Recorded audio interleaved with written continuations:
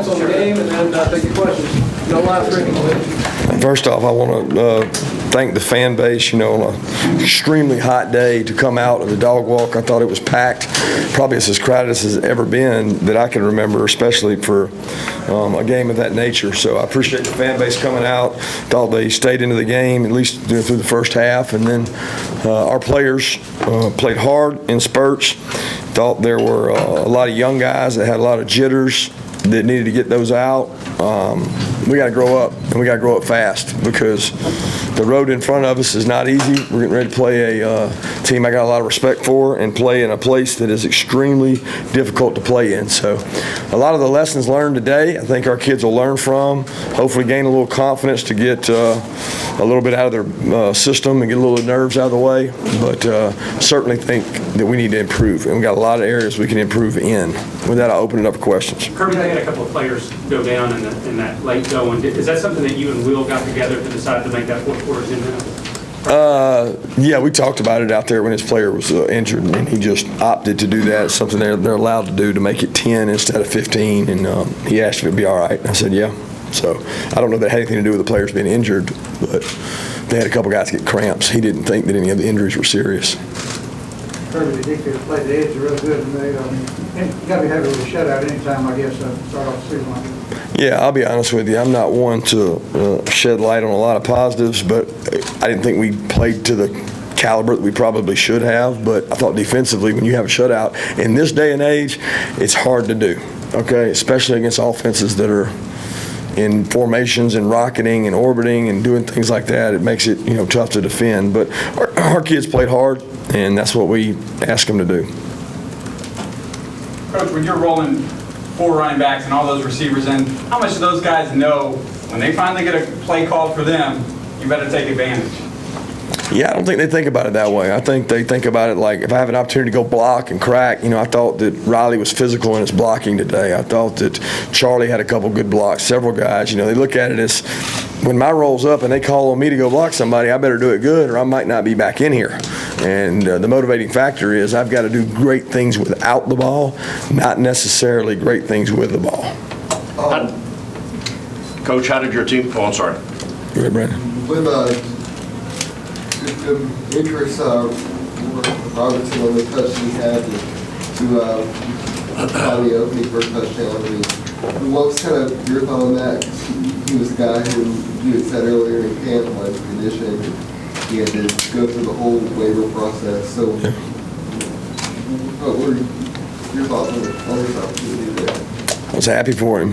I thought his first touch to be a touchdown was incredible. It's awesome for a kid that's been all over the country, and he'll tell you he should have came here the first time. So he's here now, and that was his first touch. So I'm happy for him, but he's not in condition that he should be in, and he'll tell you that. And he ran out of gas on that run. So in the SEC, that might not have been a touchdown. So we want to encourage him to keep getting in shape so that he can turn that into a touchdown when we play an SEC opponent. How did your team get better today? I think just the experience, the atmosphere. I hope that we can grow and learn from the mistakes because you get to coach off the first tape. There's a lot of things that we can improve on, and a lot of it starts with tackling and blocking and getting more movement. We'll play better teams. Let's all be honest. We're going to play teams that have more talent. So we've got to be able to execute at a higher clip and not have some of those games were 2 and 3 yards that might be lost yardage plays against somebody else. We can't have those negative plays offensively. And then defensively, we were soft on a couple runs where they had 4 or 5 yards. We can't do that. We can't live in second and mediums and second shorts in our conference. So I think the biggest thing we'll get out of today is experience, because we had a lot of players play today that didn't have experience that gained experience. Coach, you mentioned the quarterback situation would be fluid. Can you just talk about what went through, how you substituted, what went through your mind as it went? Yeah, we learned last year, guys, that the quarterback situation can change with an injury, so we want to be prepared. No difference than last year with Jacob and Jake. It would have been the same plan with Jake. If we got a lead or a comfortable lead that we felt comfortable with, that we could play and get experience for Justin and other players. And we'll continue to evaluate it that way. I think that you guys make a lot bigger deal out of it than it is. I think we've got two good quarterbacks, and I think both of them got better today. And the way they get better is by playing. So, we'll make those decisions based on every game. Coach, how did you let Natrez and D'Angelo Gibbs know that they'd be playing today? I never really had to talk to Natrez or D'Angelo Gibbs about that. That was handled in the past, so we didn't have a monumental occasion or anything. We just communicate who's up and rotate guys, and those guys have served their discipline and served their punishment prior to this. Do you foresee a rotation continuing, or would you like to get more settled in your front seven? Continuing rotating the O-line? What are we talking about? Linebackers, interior, inside linebackers? Oh, yeah, we're going to have to rotate. We can't play two linebackers, guys. Football's a tough, physical game, especially when it's hot. So, we had to sub Roquan last year, and he was a top 8 pick. So, we're going to have to play players, especially in tough places to play when it's in the afternoon and it's hot. So we want to create depth. We'll play the best players. That's always what it's going to boil down to, but we also have to be well conditioned.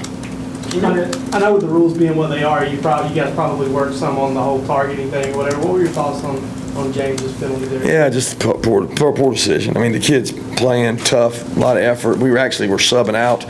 Miko was in that spot. We took Miko out late in the game. We were giving James one of his first punt reps. He didn't see the fair catch, so it wasn't like he was intent to harm. I never saw the fair catch myself either. It was really early, so I didn't think he fair caught it. But whether he fair catches that ball or not, we teach you to break down and never lead with the head. And, he doesn't tackle every day for a living. We've put him in tackling drills because we have to put those guys in tackling drills on special teams. But just not a good decision, kind of a rookie mistake, and it's really unfortunate because he's a really good player, and he'll be missed first half of next week. Can you talk about Channing Tindall and his progression since he's gotten on campus to this point, what you've seen out of him? Channing's an extremely athletic young man. He's trying to comprehend and learn a lot of the things we're doing defensively, but he can run, and he's tough, and he's a great kid. He's really positive. I thought he played well on the special teams. I got to see him play. He didn't get to play a lot of linebacker until the second half, but we got to get him ready to play because he has a quality that some of our other guys don't have, which is really fast. Coach, how do you think Tyson Campbell played? Hard to say without watching the tape. I saw the one throw over on the sideline. He made a nice play, but he had some nerves. He missed some checks that we make him check. He missed some things, but he was nervous. When it's your first game in that stadium, it's nerve-wracking. I think he'll gain some confidence, and that's what we wanted him to do today. Kirby, I think you have 3 true freshman offensive linemen in the third quarter in the game. Do you think, in the entire game, so you'll be relying on those guys, or how do you think We'll be relying on the best offensive lineman we can put out there. It doesn't matter the age. I don't look at those guys because of the guys that you're talking about. I'm assuming you're talking about 2 of them were here in the spring. So it's hard to call them freshmen because they went through so much work. It's not just the 15 practices, it's the 20 meetings you had in between the 15 practices. So those kids are growing, they're maturing. We need them to grow up, and if they're the best players, they'll play. You had some positive things to say about Tyson during camp. What was it that kind of finally maybe put his head him over the hump when it came to starting today? I think just a gut instinct that he's the next best guy. He's athletic, fast, strong, got good ball skills. At some point you got to make a decision on who you want to grow and go play with. And, Stokes came in and played a lot of snaps for Bake, and I thought Stokes played well. But we just felt like Tyson was the best guy to go with at this point. How about Justin Fields, your thoughts about him? How Justin did? I thought early in the game he was a little nervous. He had a couple plays where things broke down a little bit and he created. Maybe didn't go to his first read and took off. And I encouraged him to not take a hit. And his first play, he ran over like 2 guys. So I told him that was not really what we were looking for. And he took better care of himself the rest of the time. And that's a conversation we have with both quarterbacks. We got to be careful because we got 2 quarterbacks right now. What did you see out of D'Angelo Gibbs? It looked like he worked at both the start and the second half back at safety. Where does he fit in there? he's star in the safety. That's where he works. That's where he practices. He's growing and getting better. I think he's getting confidence in the defensive system, where last year he played a little bit, but not sure he knew or was comfortable knowing what exactly he had to do.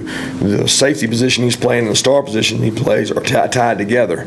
So one can't know what the other's doing without kind of sharing it. So those two positions tie together well. He had a couple good plays today, but he also had some that he didn't do as well. So I hope he continues to get better, because we need depth in the secondary. If we were to lose somebody in secondary, it'd be scary. So we've got to get guys ready to play, and I thought he went in there and did a good job today. Did you get out here relatively healthy, and do you think Godwin will be able to go next week? I lost your beginning there. I'm sorry, did you get out of this game relatively healthy, and do you think Terry will be able to go next week? Yeah, Justin had a little bit of an ankle sprain.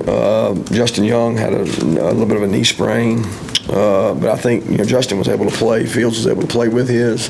Kieris and Jason were kind of play if they have to. Thought they could have gone. They both got soft tissue injuries. And then Terry has worked out the last 2 days really well, but didn't know if he could play or not, so we held him. So we really need those three wideouts back. They all give us something different. And especially with James out possibly now, we've got to have these three fast wideouts to help us. Kirby, at halftime, your foundation gave $5,000 to the family of the Austin Peay assistant coach, obviously has a special needs child. I wonder if you just speak to how that story touched you, your family, and your fan base, and how they rallied. Yeah, my wife reached out to me when the story got ran in Dog Nation, I think it was, and their offensive line coach came over to me, and I was really emotional and very appreciative, not of just our family foundation, but of UGA period. And Coach Healy before the game even made mention that it's meant so much to their spirits, to the family, and that they wouldn't be where they are without support of UGA. And I think it's just indicative of our university and our people to see what's been done for Devon Gales and see what's been done for the Austin Peay line coach. I think it's a special deal. How about Richard LeCamp? Your thoughts on him? There wasn't, didn't seem like there was a lot there. There's a couple checks he might have missed, but he was very confident in walkthroughs. I really thought he carried himself well, and I told him that he's been building up for this moment for 2 years, and that the reason we've been really hard on him is so that it's easy in the game. And I thought he keyed things well. Didn't get challenged a lot, so the verdict's still out as far as our pass defense on secondary. We didn't get challenged. I mean, they didn't try to throw it much. Coach, part of the ability to get the K-Mays and Justin Shape on the field and the blocker, how long has that, you've been working on that? How effective do you think that can be moving forward? Well, I think it depends on how every defense plays it. Every defense is going to have a different mechanism, different checks. Everybody will play it different. So when you go big, they got to go big. Find out how they're going to play it. And nothing that says we got to run it. And they're big guys and they're physical, and we didn't get a lot out of it this game. So maybe we shouldn't have done it. This is your the third matchup between you and Will. Is it any easier or harder going up against somebody that you've known for such a long time, the third time or fourth time, etc.? Yeah, it's never easy with Will, because I got a lot of respect for him as a coach and a person, and our careers have paralleled a lot, and I think he does a tremendous job. I just got a lot of respect for the way he coaches and the way their team plays. So it's not easy, but it's not about he and I either. It's about these players. How was your game day experience out of your new facility and all that?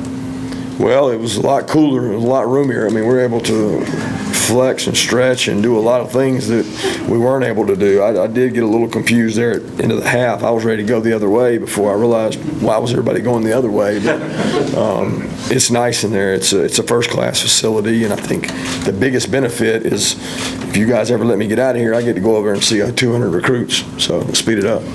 Last question. On cue, Claude. Kirby, in real time, was there anything you mind mentioning about what kind of, you had some frustrations with today? Is there anything specific you feel like you guys didn't do up this month?